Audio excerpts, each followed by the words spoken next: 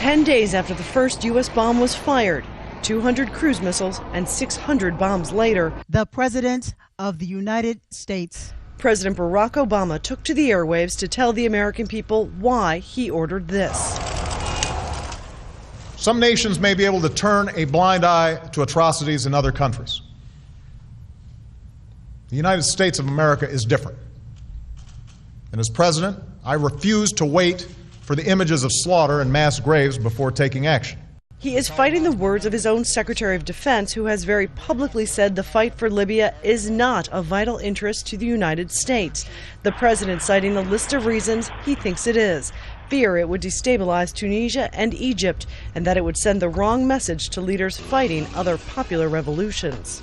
Wherever people long to be free, they will find a friend in the United States. But in the same speech, the president seemed to contradict those words, hinting at what critics have called a double standard with allies like Bahrain and Yemen.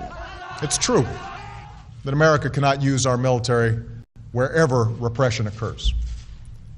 And given the costs and risks of intervention, we must always measure our interests against the need for action. The president insisting it is in the U.S. interest to see Colonel Muammar Gaddafi leave Libya, saying the U.S. will work with the opposition to make that happen, but the U.S. military won't target him. If we tried to overthrow Gaddafi by force, our coalition would splinter. We would likely have to put U.S. troops on the ground to accomplish that mission, or risk killing many civilians from the air. There are two key criticisms that President Obama did not address. How much is this going to cost U.S. taxpayers at a time of growing concern over the deficit? He also didn't spell out an exit strategy, how this ends for the U.S. military. That's something key members of Congress have been pushing for. Right now, in Iraq, it seems to be this caliphate that's been declared by ISIS, the Islamic State, now they want to call themselves, and they want to bring in all Muslim, want to unite all Muslims into the caliphate. What is the U.S. foreign policy in the Mideast?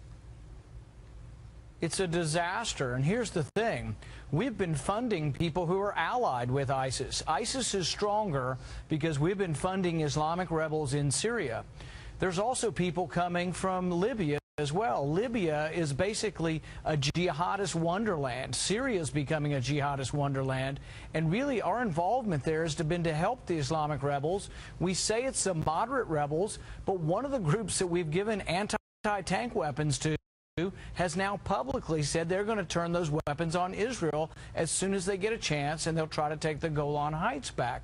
So no, we have no idea who we're giving the weapons to, and guess what? These people will lie to us. They will say they are our friends, they will take our weapons, and then they will turn them either on us or on Israel. It's a big mistake. Sure, and it's a three-way or a four-way or a five-way civil war. Let's talk about Iran. Now we're going to think about negotiating with Iran. Is this a smart foreign policy idea? Welcome back to The Lead. I'm Jake Tapper. The world lead now: evil, wicked, soulless. These are adjectives all being used to describe the crimes of the violent jihadists known as ISIS. The Obama administration is now reportedly considering sending as many as 75 additional American military personnel to Iraq to fight them. And the president's commitment to airstrikes in the region remains open-ended. Meanwhile, Iraqi refugees are literally on the run at this hour, flooding across the border into Syria. Let's talk about the threat they're running from. ISIS has not just forcefully taken control of huge swaths of the region, they've also been bombing churches, beheading and crucifying their enemies, even, according to some reports, burying people alive. Our Ivan Watson has been doing nothing short of heroic reporting on this humanitarian crisis. Ivan, we've watched all day as these refugees have been flooding across that bridge behind you into Syria. Tell us, what is the threat that they're running from?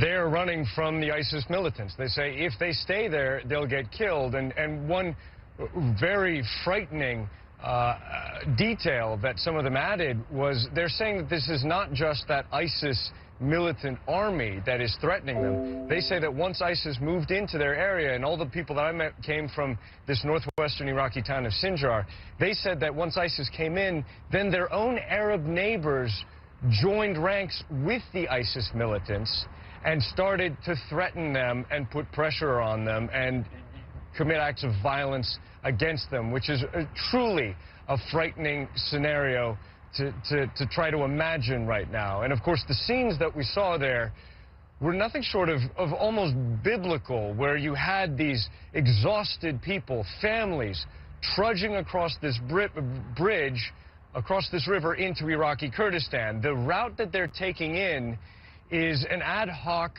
humanitarian corridor. It has not been created by a First World Army or by the United Nations or by some kind of international peacekeepers. It's basically the fighters of a group in this region that's known often as the Kurdistan Workers' Party, or PKK, that controls an enclave across the border in Syria. So these refugees are crossing the border from Iraq, from Sinjar, escaping ISIS, and then the PKK are helping move them back up Syrian territory and then back to that bridge across the river to cross into the Iraqi Kurdistan, this enclave in the north of Iraq that's ruled by Iraqi Kurds. So it's an odyssey that these people are on, some of them traveling 15 hours on foot to reach the Kurdish safe haven in Syria.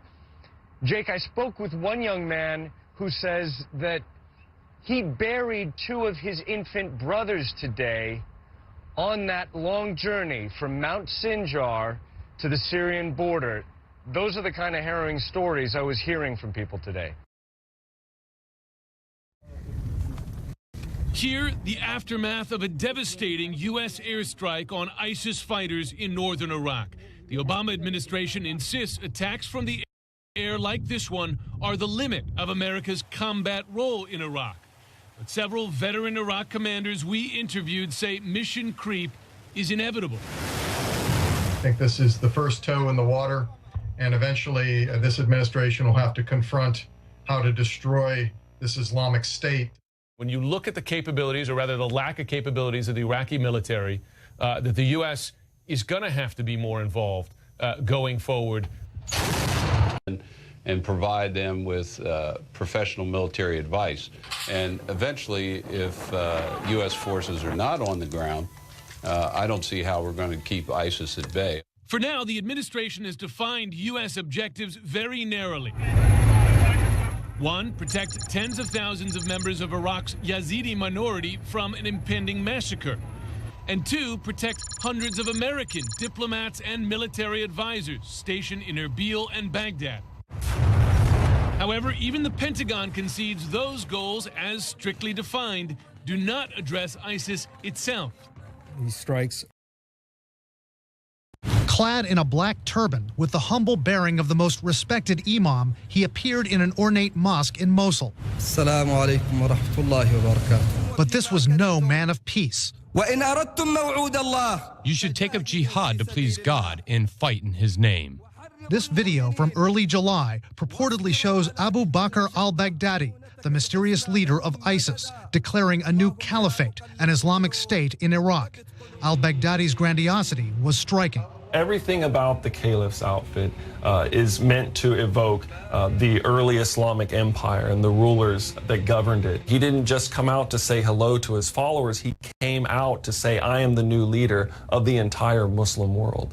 This from a man who had kept such a low profile, he was known as the Invisible Sheikh. There are rumors that this is a guy who used to cover his face even when meeting with some people, someone who took extraordinary precautions when it came to his own security.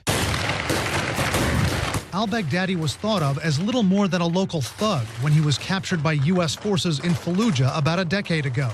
When the Americans released him from Camp Bucca in Iraq, he turned to the camp commander with a chilling message. He looked over to us, and as he left, he said, "See you guys in New York." Now, analysts say, al-Baghdadi leads a group run almost like a corporation, with spreadsheets on assassinations and operatives' missions. U.S. officials tell us it's unlikely al-Baghdadi has hands-on command of units on the battlefield. He leads with inspiration and strategy, they say. What about the paradox between a figure who presents himself as holy and gentle, but leads a group behind these images of executions and crucifixions? Is that his signature, what he wants? Every indication we have is this campaign of terror by ISIS. It has sign-off from the very top of the organization, has sign-off from Abu Bakr al-Baghdadi. This is a figure much more puritanical, much more extreme than even the leadership of Al-Qaeda, even people like bin Laden himself. And analysts say the U.S. airstrikes against ISIS have likely elevated al-Baghdadi's stature among jihadists around the world. The fact that the so-called crusaders are attacking them, they believe, will only get other terrorists to rally around him.